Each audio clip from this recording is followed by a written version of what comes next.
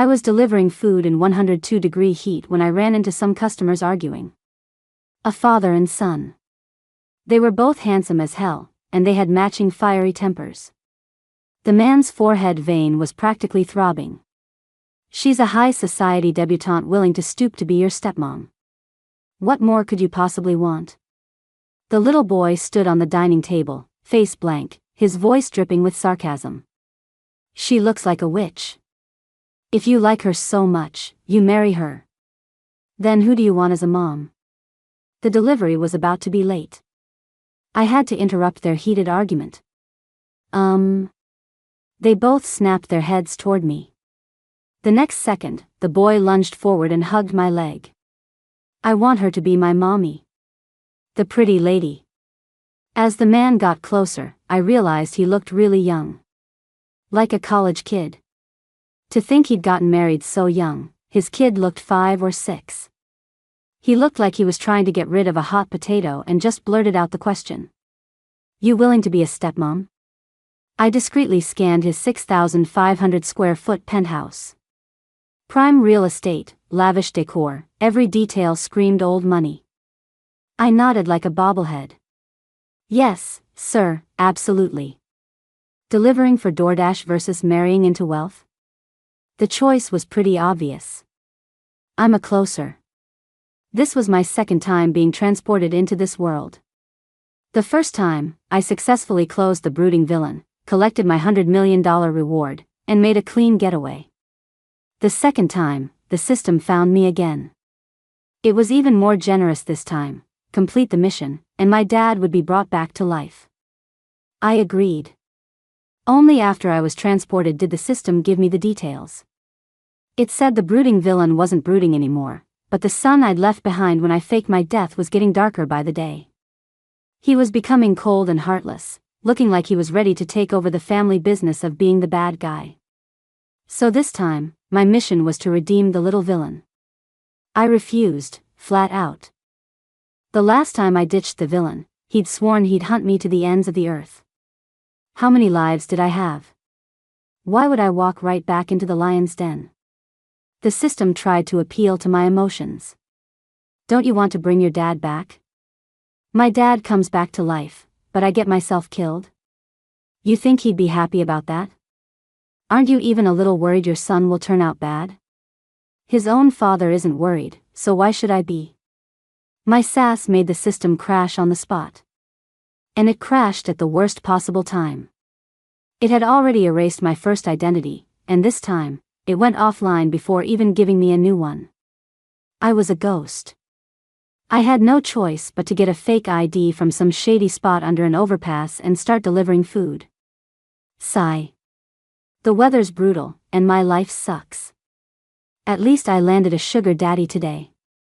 Even if the system never comes back online, I can survive in this world now. The little boy tilted his head up and called out to me softly. Mommy, will you be my mommy? Matthew will be really good and listen to you. I crouched down and kissed his little cheek. It was so soft, like a little marshmallow. Sweetie, why don't you go watch some TV? Mommy will come play with you in a little bit, okay? He instantly blushed, nodded obediently, and scampered over to the sofa, turning on the TV himself. After he was settled, he looked back at me with a hopeful glint in his eye. I smiled and gave him a thumbs up. His eyes lit up, his face grew redder, and his little body straightened up, proud and endearing. The man watched the whole thing, his eyes wide with shock. What the hell? Is he possessed? Or did you slip him some kind of love potion? You have no idea how difficult he is. He's withdrawn, has a vicious tongue, throws things when he doesn't get his way, and runs away from home when he's upset. To scare off the stepmoms I found for him, he's put snakes, cockroaches, and centipedes in their purses. Don't talk about him like that. He can hear you, and it's not nice, I instinctively retorted. Afraid he would back out, I decided to strike while the iron was hot. The courthouse is still open. We should go get the marriage license right now, shouldn't we? Let's sign the agreement first. The man produced a contract as if by magic. A prenup. I get it. Standard procedure for the rich. I thought I was mentally prepared. But when I saw the terms of the agreement, I realized I wasn't prepared enough. The agreement specified a contractual marriage, no wifely duties required, with a monthly salary of $250,000. My sole job was to take care of the child. Reading it felt like getting knocked out by a gold bar falling from the sky. The man saw me frozen in place and got anxious. Is something wrong? If the amount is too low. Quick. Get me a pen. The pen was in my hand before the words were even out of my mouth. It was obvious. We were both desperate. It felt like we were both terrified the prize goose was about to fly away. It wasn't until I had scribbled my signature that the man finally let out a long sigh of relief, a grin spreading across his face. Sister-in-law, Matthew's all yours now. Wait. Sister-in-law? The man's name was Owen, and he said the person I was marrying was his older brother. Fine by me, as long as it wasn't his dad. I took it in stride. Owen touched his own face, still hung up on the case of mistaken identity. Do I look that old? I'm only 22. It's just that you two look so much alike. Oh, Matthew actually takes after our grandma. My brother and I are half-brothers, same mom, different dads. I look like my mom, and he looks like his dad.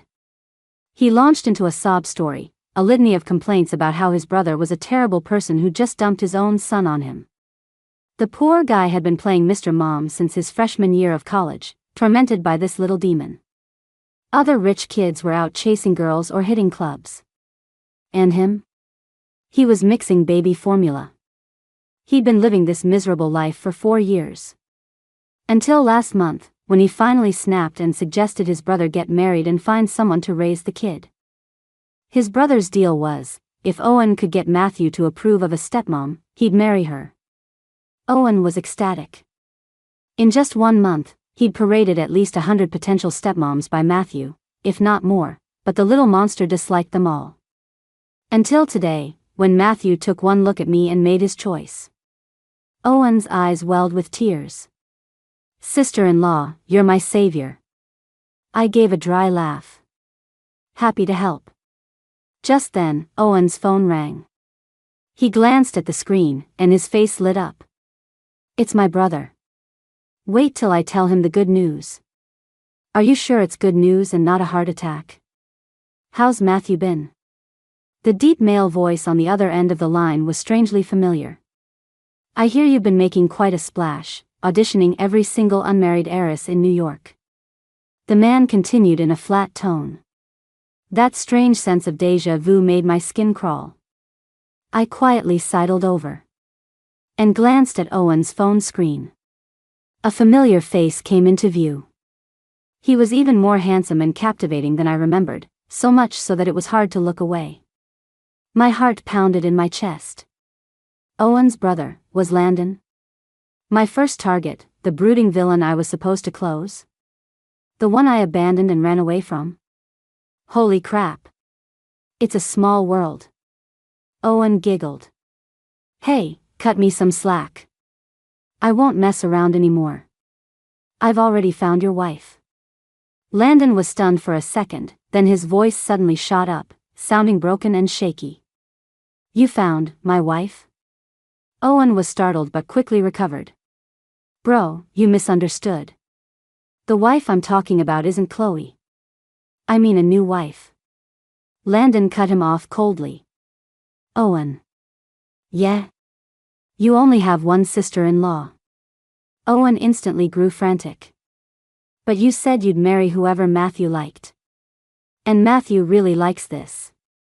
I didn't say I wouldn't marry her. Landon's voice was weary, with a hint of stubbornness hidden in his low tone. But it's just a contract. I only have one wife. Owen's eyes reddened, and he vented, biting back his words. For years, you've turned the world upside down looking for Chloe, sending out PIs non-stop. You say you want to kill her, but really? You know damn well whether you want to kill her or win her back. What's so great about her? She's a vicious woman. She abandoned her husband and son without a second thought. A woman who won't even care for her own child doesn't deserve you pining for her all these years. Landon's voice was ice. Enough. The air grew terribly still. Owen froze, then threw his hands up in surrender after a moment.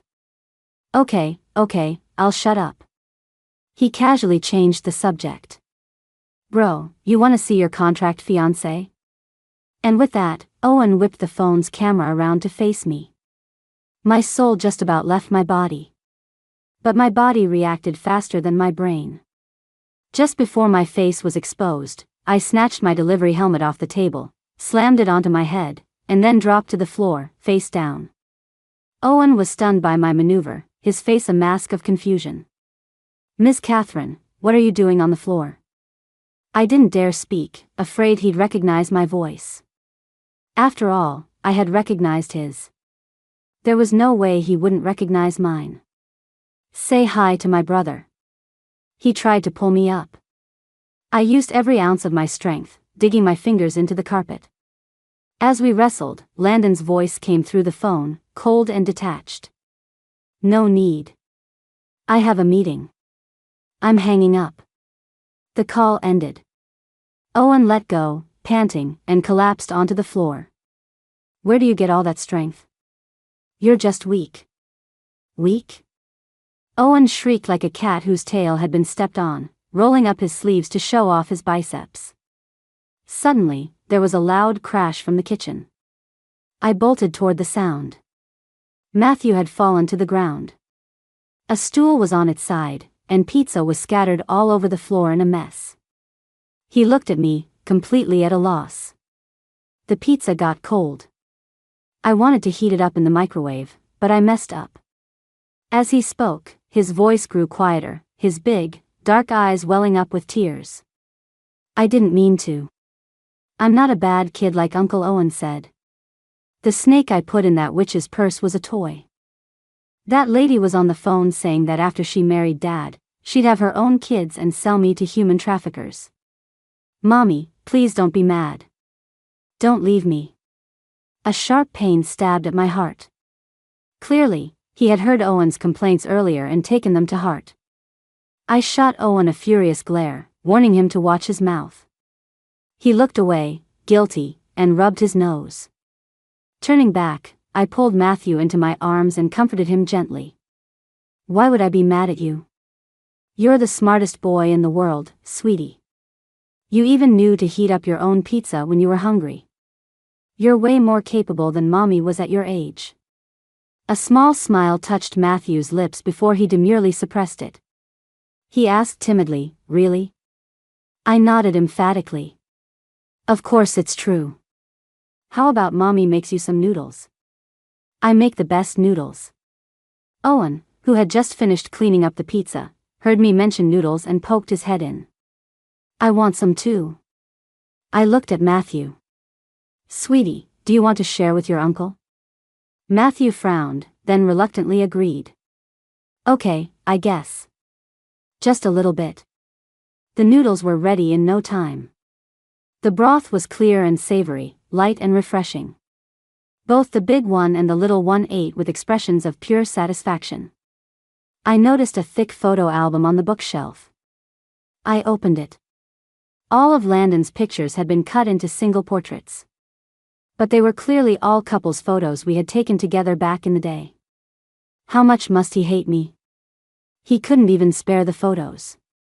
A thought flickered in my mind, and I probed, why are all these photos cut in half? Where's the other part? Matthew's voice was tinged with sadness. The other half is my mom. Dad cut her out of all the pictures and burned them. He won't let us even mention her in the house. I've never seen what my mom looks like, but the first time I saw you, I just knew my mom looked exactly like you. He looked at me, his eyes sparkling. I gently ruffled his hair, murmuring to myself, Sweetie, your mom really does look exactly like me. Owen finished the last of his soup and set down his chopsticks with a satisfied sigh. I've never seen her either. By the time I reconnected with my brother, that woman was long gone. Miss Catherine, anyway, Matthew likes you, and you're beautiful. Why don't you try to seduce my brother? Matthew and I can be your wingmen. My brother is the most eligible bachelor in NYC. He's only 30 and already runs a multinational corporation. He's not just successful, he's also aloof and abstinent. No woman has been able to get close to him in years, putting him miles ahead of all the playboys in our circle. I know virgins are in vogue right now, and my brother's been married before, so he's technically second-hand goods, but given how rich he is, you can just turn a blind eye, right? He grew more and more excited, as if victory was already in sight. You're already his contract wife. My brother gets back from his trip next week and will sign the papers with you. You have the home field advantage. You can definitely win him over. I had already made up my mind. I would spend the next few days with Matthew while Landon was out of the country. The moment Landon returned, I was out of there. So I gave him a non-committal answer. Nah, I'll pass. Your brother's such a great catch, it wouldn't be fair to him, would it? With the kid present, Owen couldn't get truly angry. He lowered his voice, his tone somewhere near a growl. I'd rather it be you than that vicious woman. Honestly, I was starting to feel sorry for Owen. He was like a clown. If he knew that the woman sitting right in front of him was the very same vicious woman he was railing against, the one he was fervently encouraging to seduce his own brother, he'd probably have a complete meltdown, right? It wasn't like I hadn't seduced Landon before. The first time the system sent me into this world, Landon had just been kicked out of his family home. The boy was rail thin, his long bangs hiding his cold, sharp eyes. It was pouring, a frigid autumn rain, and he was huddled under the eaves of a garbage collection station, his long limbs tucked awkwardly beneath him. I held a black umbrella, watching him from a distance, and asked the system, "Is that him?" The system confirmed. I walked over and noticed his face was unnaturally flushed. He seemed completely out of it. I reached out and touched his forehead. It was burning hot.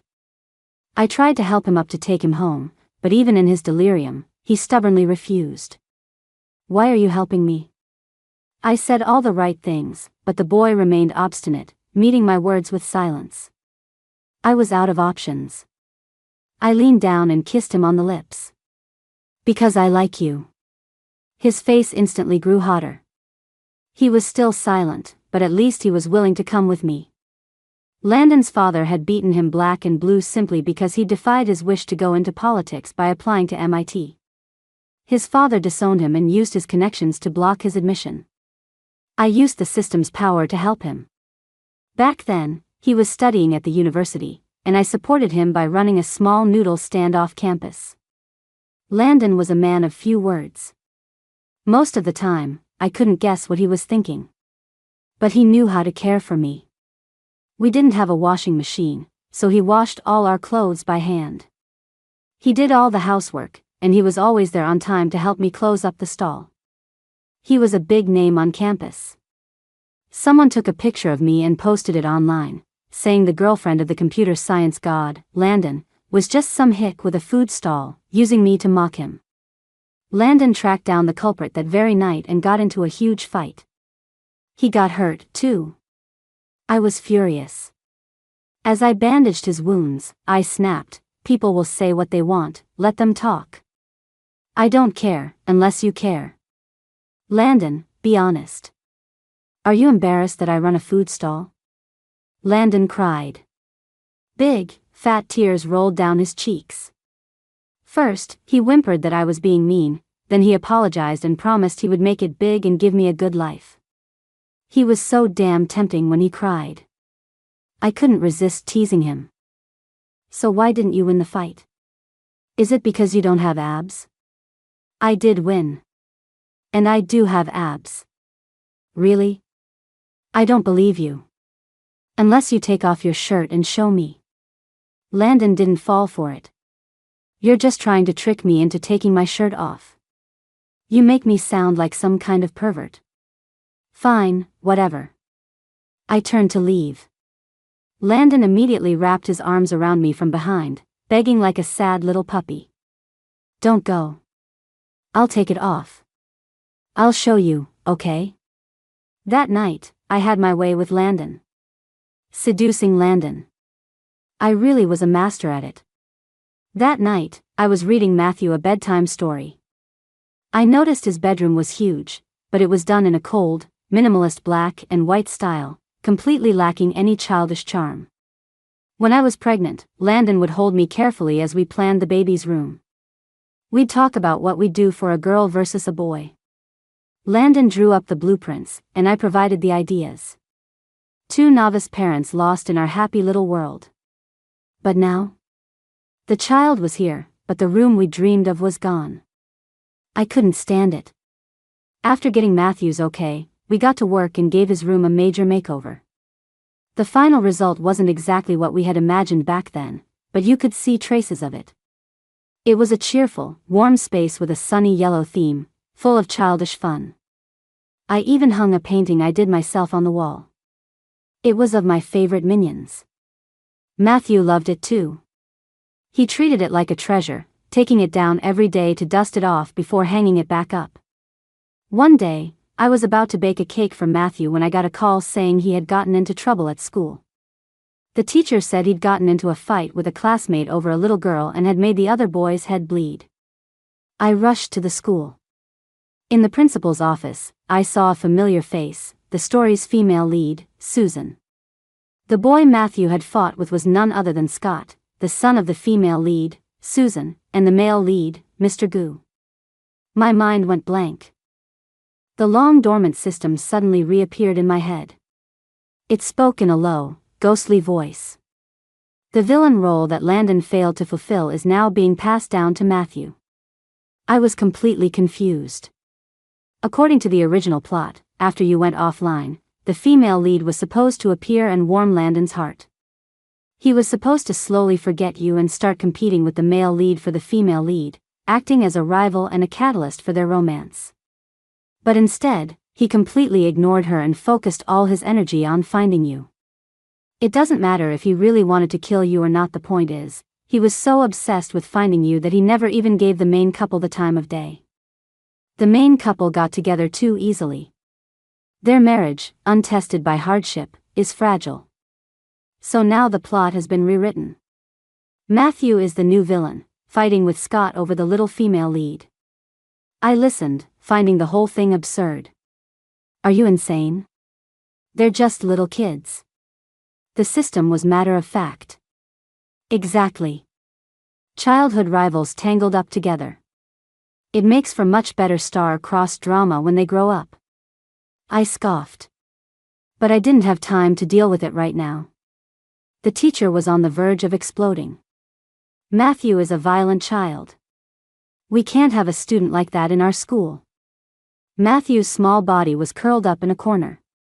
There were 2 bright red scratches on his face, his eyes filled with stubbornness and hurt. For a moment, it was as if time had rewound, and in Matthew, I saw a shadow of the Landon I first met. I took his small hand. It's okay. Mommy's here. Scott's forehead was cut and bleeding. He looked much worse off than Matthew. Susan's eyes were filled with pain for her son, but she remained rational. Scott, can you tell Mommy why you were fighting with your classmate? But Scott shoved her away violently. I'm the one who got hurt, and you're siding with outsiders. I don't want a mom like you. I want my grandparents. He sat on the floor and began to howl. An elderly couple rushed into the office. The old woman hugged Scott, cooing over him. The old man walked up to me. He suddenly raised his hand and slapped me hard across the face. It was so sudden. I was completely unprepared.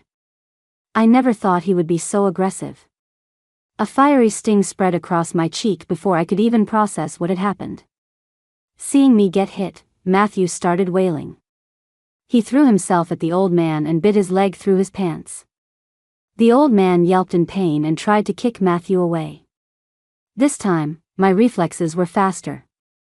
I pulled Matthew behind me, shielding him.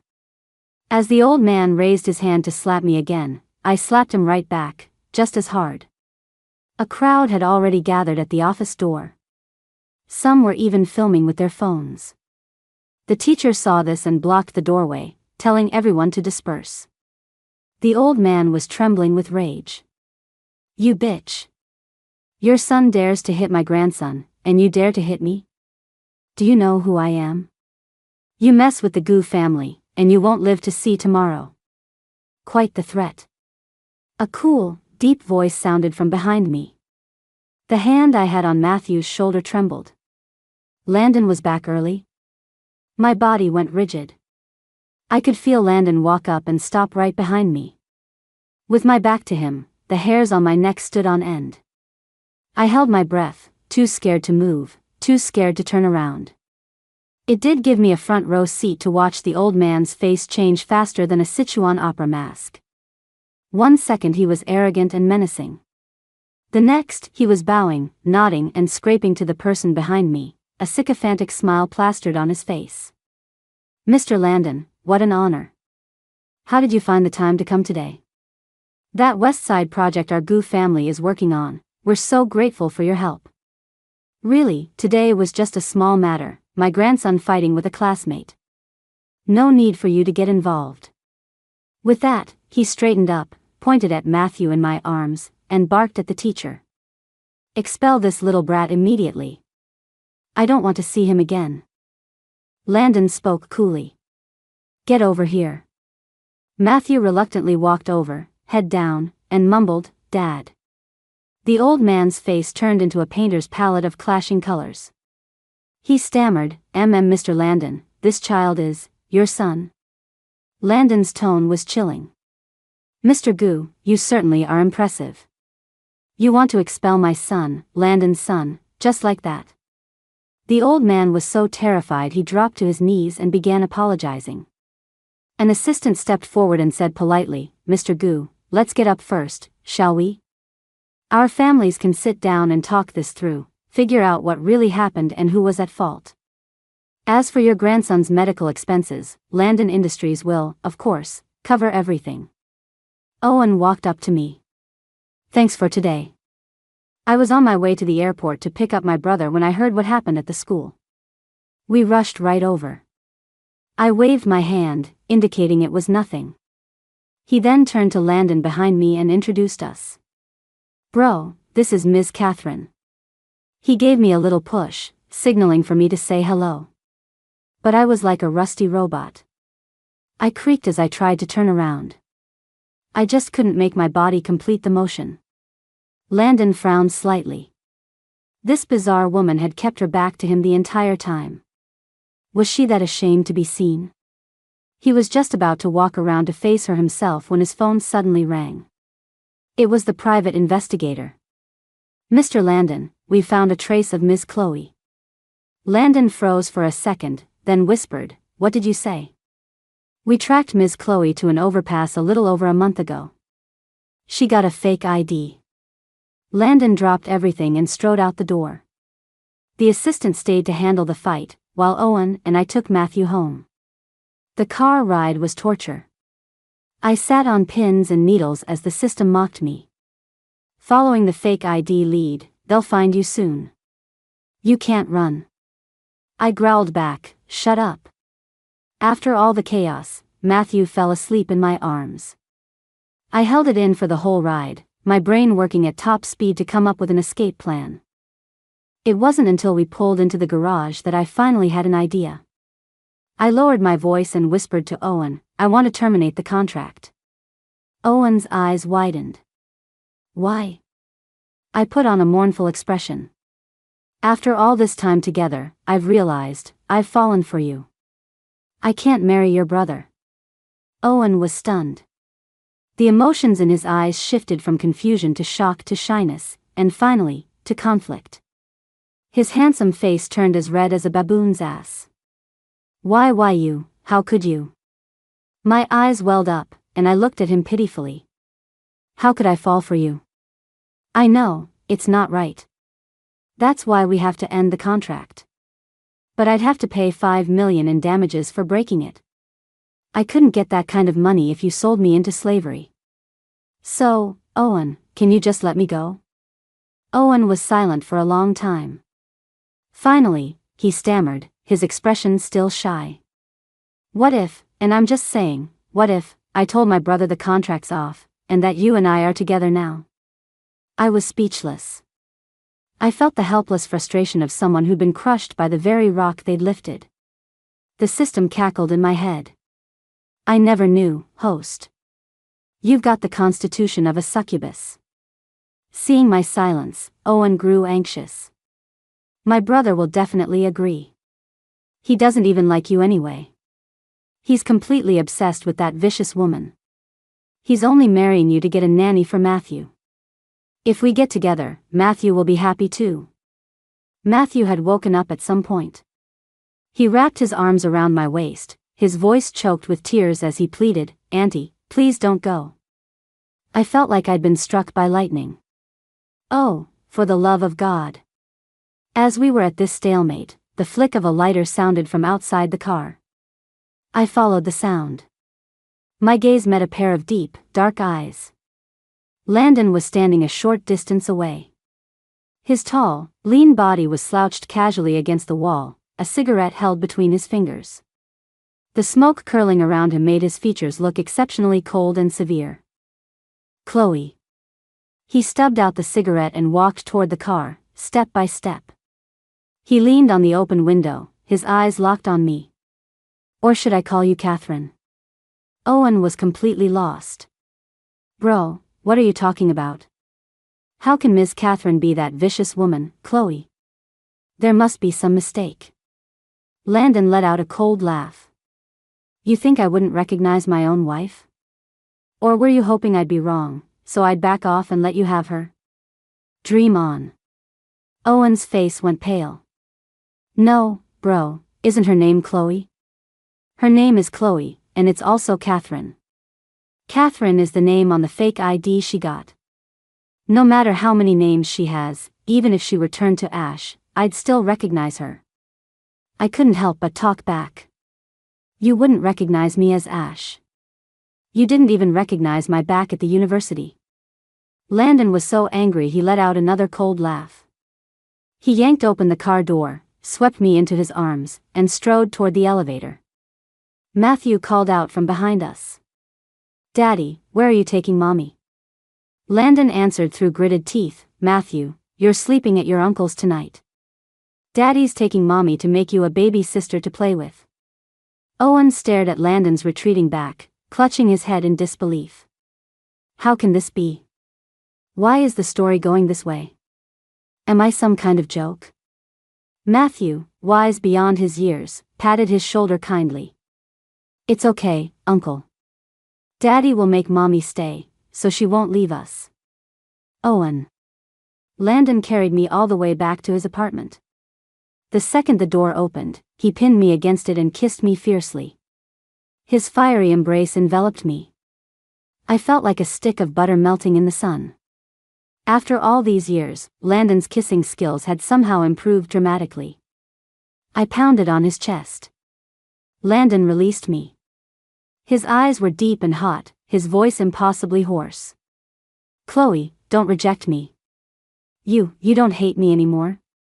He kissed my lips again. His mouth moved to my sensitive earlobe, my neck, the hollow of my shoulder. I never hated you. But. No buts. Baby, are you sure you want to talk right now? All these years, didn't you miss me at all? I missed you so much. And it missed you too. He held me tighter.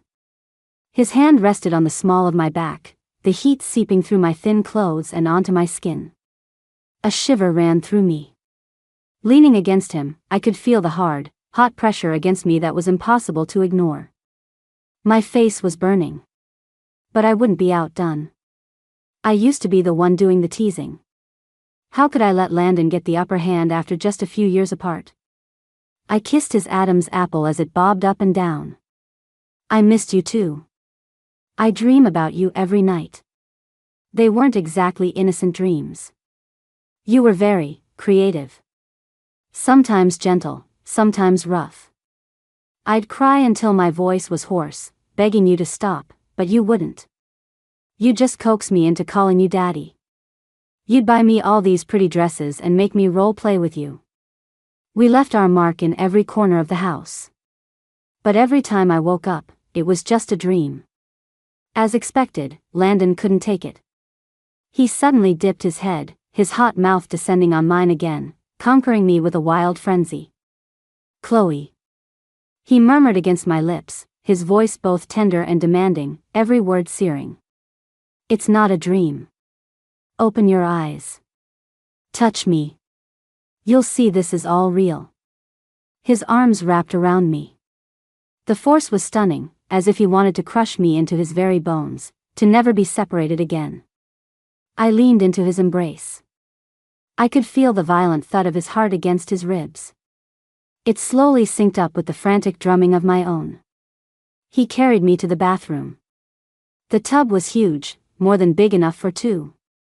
Lost in a haze of passion, I clung to his shoulders. My body felt like it was humming with electricity as his kisses traced down my skin, small and scorching. It was like being in a warm ocean, tossed about by one crashing wave after another, rising and falling. The only thing I could do was hold on tight to him, my only life raft. We were tangled together all night. I lay on the bed, my body aching, completely drained.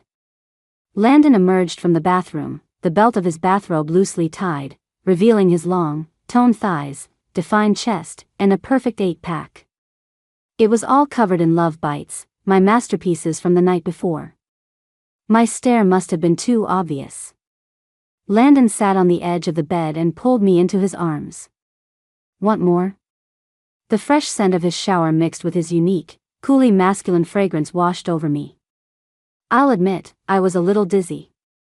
But my life was more important. I pressed my hands firmly against his chest. "More? Are you kidding?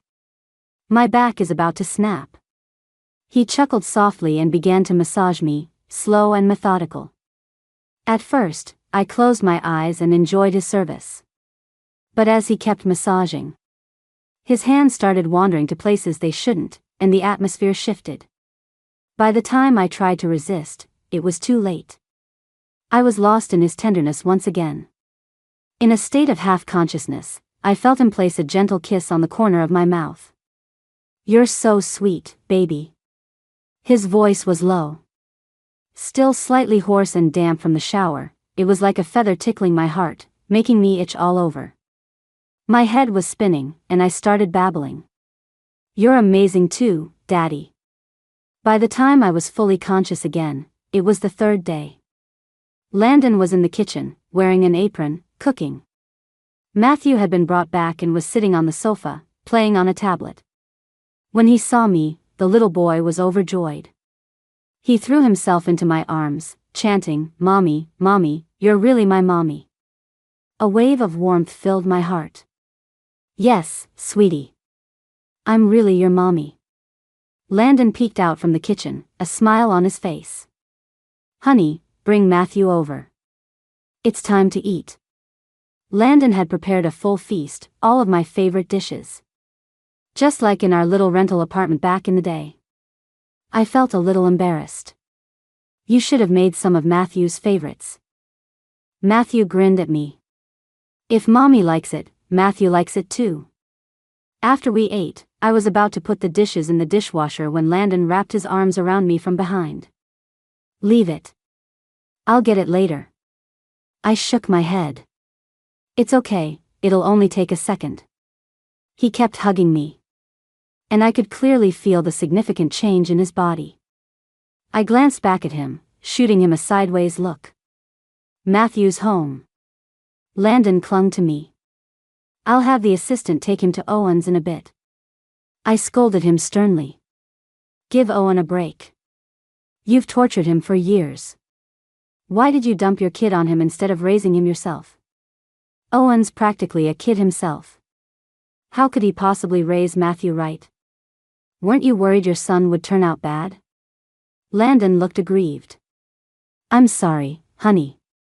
You left so suddenly back then. My only thought was finding you. I just couldn't focus on raising Matthew, so I entrusted him to Owen." His mention of my leaving made me feel guilty, so I couldn't scold him further. After all, neither of us had been model parents. I'm sorry about what happened back then. I was about to explain when Landon cut me off. It's okay. I know everything. You had your reasons. I don't blame you. Just then, the system suddenly popped back into my head. Congratulations, host. The mission redeemed the little villain is complete. He will grow up to be a happy, well-adjusted young man. You can choose to stay, or you can leave this world and return to reality. I asked it in my mind, if I stay, can my dad still be revived? Yes, that is the reward for your successful mission. I hesitated. I really wanted to stay. I had abandoned Landon once, I didn't want to do it a second time. But I was afraid of staying for love, only to be betrayed by it in the end, left with nothing. And then there was my dad. He would be revived, but his daughter would be trapped in a small world, unable to see him. The system urged me on. Host, please make your choice. You only have one chance. I steeled myself. I'll stay. The system seemed surprised and confirmed with me again. From this point on, no matter what happens to you here, you can never return to reality. I will also be leaving this world to proceed to my next mission. Are you sure you want to stay, host? I sighed. I was about to speak. But then I heard Landon's voice, low and menacingly cool, cut in. You damn system, are you testing me? My wife already said she's staying, and you're still pestering her? I could crush you like an ant, you know that? The system instantly felt a hand closing around its throat. I'm sorry, I was wrong.